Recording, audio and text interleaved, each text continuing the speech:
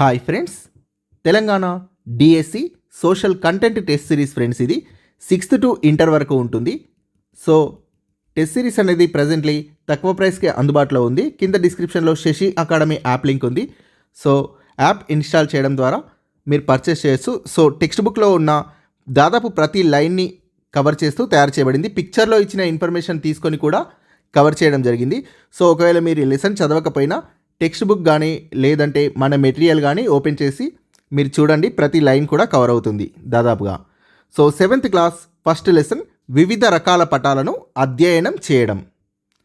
క్రింది వాటిలో సరికాని దానిని గుర్తించండి. సో టెక్స్ట్ బుక్లో ఇచ్చిన ఫస్ట్ పేజీలో 4 పిక్చర్స్ని ఎవరైతే అబ్జర్వ్ చేస్తారో సో వాళ్ళు ఆన్సర్ చేయగలరు. సతత హరిత అరణ్యాలు కర్ణాటకలోని పశ్చిమ కనుమల్లో విస్తరించి ఉన్నాయి. సో ఇది కరెక్ట్. కోకనా బీచ్ ఉత్తర అమెరికా బ్రెజిల్ దేశంలో ఉంది. ఉత్తర అమెరికాలోని బ్రెజిల్ దేశంలో ఉంది. సో ఇది రాంగ్. సో కోకనా బీచ్ అనేది బ్రెజిల్లో ఉంది. సో బ్రెజిల్ దక్షిణ అమెరికాలో ఉంది. సో సరికానిది ఆప్షన్ 2. సహారా ఎడారి ఆఫ్రికా ఖండంలోని లిబియా దేశంలో ఉంది. కరెక్ట్. అంటార్కిటికా మంచుతో కప్పి ఉన్న ఖండం. సో ఇది నేను కరెక్ట్ చేస్తాను మీరు టెస్ట్ రాసేసరికి. సో సరికానిది ఆప్షన్ 2. సో ఒకసారి పిక్చర్ చూద్దాం. సో ఇది కర్ణాటక పశ్చిమ కనుమల్లోని సతత హరిత అరణ్యాలు. కర్ణాటకలో విస్తరించి ఉన్న పశ్చిమ కనుమల్లోని సతత హరిత అరణ్యాలు. సో ఇది సౌత్ అమెరికా బ్రెజిల్ దేశంలోని కొకనా బీచ్. ఇది సౌత్ అమెరికా. సో ఆఫ్రికా ఖండం లిబియా దేశంలోని సహారా ఎడారిలోని ఒయాసిస్.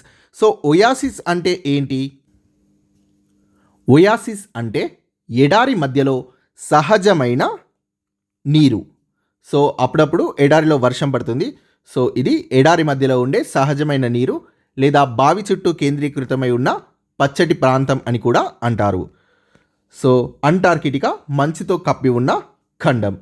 సో సరికానిది ఆప్షన్ 2. సో కొకనా బీచ్ అనేది బ్రెజిల్లో ఉంది. సౌత్ అమెరికా కాంటినెంట్ దక్షిణ అమెరికా ఖండంలో ఉంది. So next second question. సరికాని దానిని గుర్తించండి. హైదరాబాద్ నుండి భోపాల్కి వెళ్ళడానికి ఉత్తరం దిక్కుకి ప్రయాణం చేయాలి.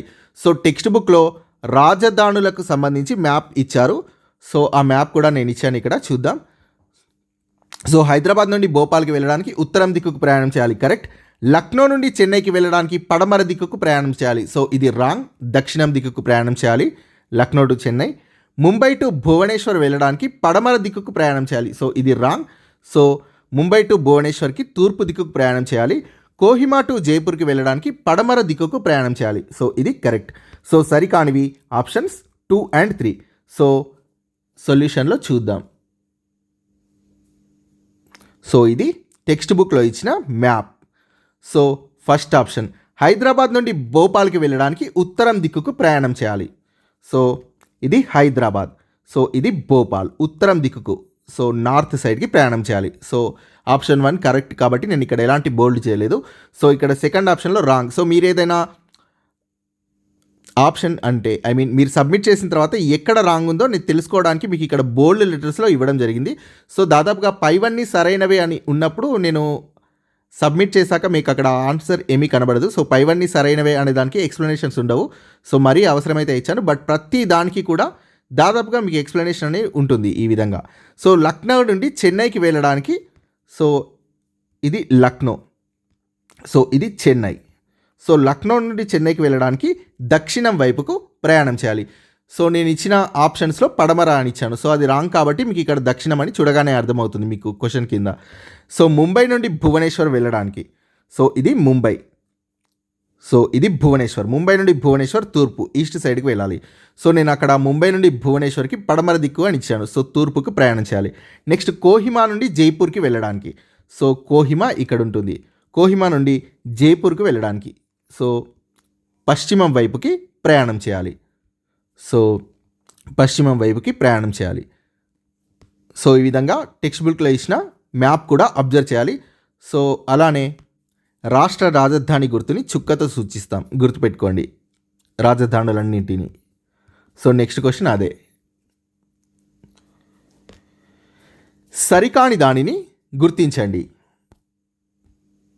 భారతదేశ పటంలో ఢిల్లీని చూపడానికి చుక్క గుర్తుతో చూపించి ఢిల్లీ అని రాస్తాం. కరెక్ట్. మంజీరా నదిని చూపడానికి దాని ప్రవాహ మార్గంలో ఒక రేఖను గీస్తాం. సో ఇది ఆ రేఖ. సో ఇది కూడా కరెక్ట్. రైలు మార్గాన్ని చూపడానికి ఈ గుర్తుతో ట్రాక్ను గీస్తాం. సో ఇది రాంగ్. సో ఇది రైల్వే ట్రాక్ కాదు. సో ఇది రహదారి. మీకు గుర్తుండొచ్చు, 6th క్లాస్ పటాల అధ్యయనంలో ఉంది. ఇది మట్టి రోడ్డు, మట్టి రహదారి. సో ఇది నేను 8th క్లాస్ బుక్ నుంచి దీన్ని తీసుకోవడం జరిగింది. ఇది మట్టి రహదారి. సో తార్ రోడ్ అయితే ఈ విధంగా ఉంటుంది, మట్టిది కాబట్టి ఈ విధంగా ఉంటుంది చుక్కలు చుక్కలతోటి. సో ఇందులో సరికానిది ఆప్షన్ 3 సరికానిది. సో రైలు మార్గం ఏంటో చూద్దాం ఒకసారి ఎలా ఉంటుందో. సో రైలు మార్గాన్ని చూపడానికి ఈ గుర్తుతో ట్రాక్ను గీస్తాం. సో ఇది మట్టి రహదారి. సో తెలంగాణ పటంలో మెదక్ లేదా హైదరాబాద్ జిల్లాల్ని చూపాలంటే సరిహద్దుని గీసి వేరువేరు రంగులతో కానీ డిజైన్లతో కానీ చూపుతాం. కరెక్ట్. సో ఇక్కడ గుర్తుపెట్టుకోండి, వేరువేరు రంగులతో కానీ డిజైన్లతో కానీ చూపుతాం సరిహద్దుని గీసి. సో ప్రతి లైన్ కూడా చాలా కేర్ఫుల్గా చదువుకుంటూ వెళ్ళండి. ఎందుకంటే మనకు సరికానిది సరైనది అని అడిగినప్పుడు టెక్స్ట్ బుక్లో ఉన్న ప్రతి లైన్ కూడా సో మీరు గుర్తుపెట్టుకుంటేనే ఆన్సర్ చేయగలరు. అన్ని భౌతిక వస్తువులను బిందువు, రేఖ, ప్రాంతాల గుర్తుల ద్వారా పటం మీద చూపుతాం. కరెక్ట్. సో ఇందులో సరికానిది ఆప్షన్ 3. భౌతిక పటాల గురించి సరికాని దాన్ని గుర్తించండి. అట్లాస్లో భౌతిక పటాలు ఆకుపచ్చ, పసుపు, గోధుమ రంగులతో ఉండి వివిధ ప్రాంతాల్ని తెలియజేస్తాయి. So correct. రకరకాల భూస్వరూపాల్ని అంటే పీఠభూములు, మైదానాలు, పర్వతాలు మొదలైన వాటిని భౌతిక పటాలు తెలుపుతాయి. కరెక్ట్. ఈ పటాలు వివిధ ప్రాంతాల ఎత్తులను సూచించవు.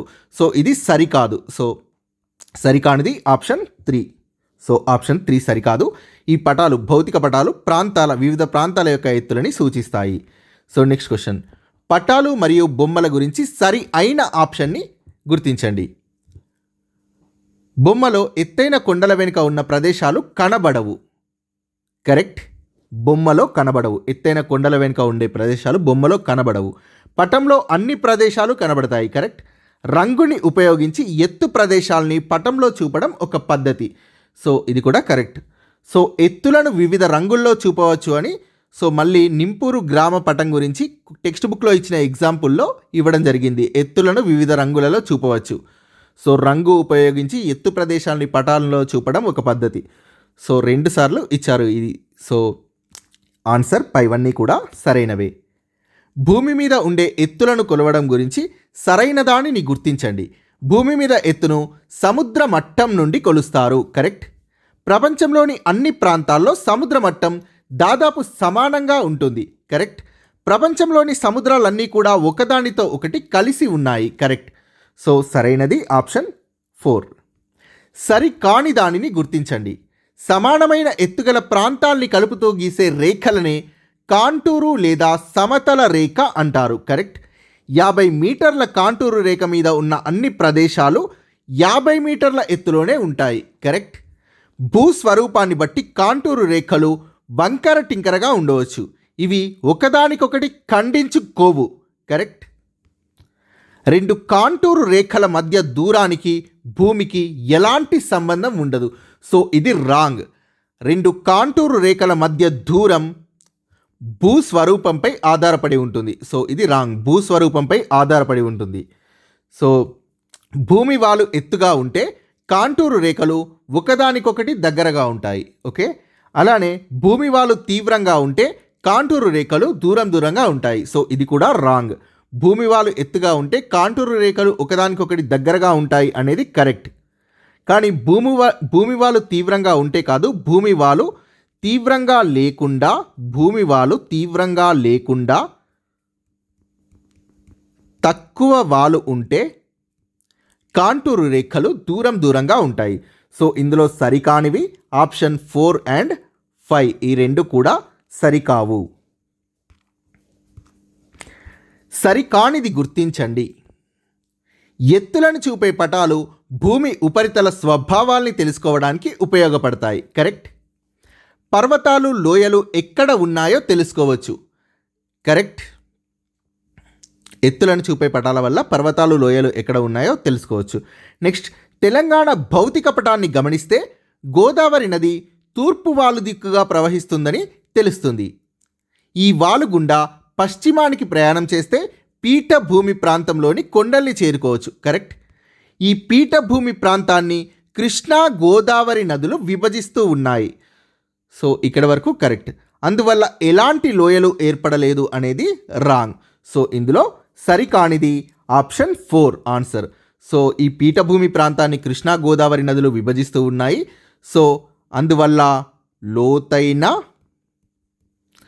విశాలమైన లోయలు ఏర్పడ్డాయి. నెక్స్ట్, ఎత్తులను తెలిపే పటాల గురించి సరైనది. రోడ్లు వేసేటప్పుడు, ఆనకట్టలు కట్టేటప్పుడు ఎత్తులను తెలిపే పటాలు బాగా ఉపయోగపడతాయి. కరెక్ట్.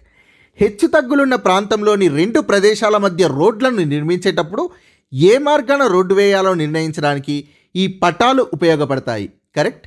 ఆనకట్టలు కట్టేటప్పుడు ఎంత ప్రదేశం నీటిలో మునుగుతుందో లెక్క వేయడానికి ఉపయోగపడతాయి ఎత్తులను చూపే పటాలు. కరెక్ట్.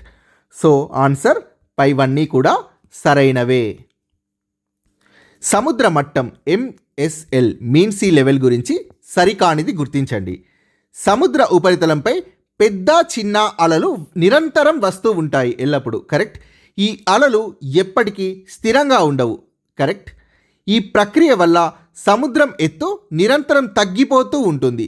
సో ఇది రాంగ్. ఈ ప్రక్రియ వల్ల సముద్రం యొక్క ఎత్తు నిరంతరం పెరుగుతూ మరియు తగ్గుతూ ఉంటుంది. సో సరికానిది ఆప్షన్ 2. సముద్రపు నీటి మట్టం లేదా 0 మీటర్ ఎత్తును గుర్తించేందుకు సముద్రపు ఎత్తును వివిధ సమయాల్లో కొలిచి వాటి యొక్క సగటు ఆధారంగా సముద్ర మట్టాన్ని లెక్కగట్టారు. కరెక్ట్. శాస్త్రవేత్తలు అనేక సంవత్సరాల పాటు ఈ సగటు అలల ఎత్తుల్ని పరిశీలించి లెక్కించి వారు ఒక అవగాహనకు వచ్చి సగటు సముద్ర మట్టాన్ని నిర్ధారించారు. కరెక్ట్. సో సరికానిది ఆప్షన్ 2. సో ఇలా కంప్లీట్ చేసిన తర్వాత మీకు క్వశ్చన్ కిందే సబ్మిట్ కొట్టాక ఇలా ఆన్సర్స్ అనేవి కనబడతాయి. So thank you friends. So ఇక్కడ మీరు ఏ ఆప్షన్ అయితే సబ్మిట్ చేసిన తర్వాత ఎక్కడైతే రాంగ్ ఉంటుందో సరికానిది అడిగినప్పుడు సో ఈ విధంగా మీకు ఆన్సర్స్ అనేవి కనబడతాయి. So thank you friends. Please subscribe this channel.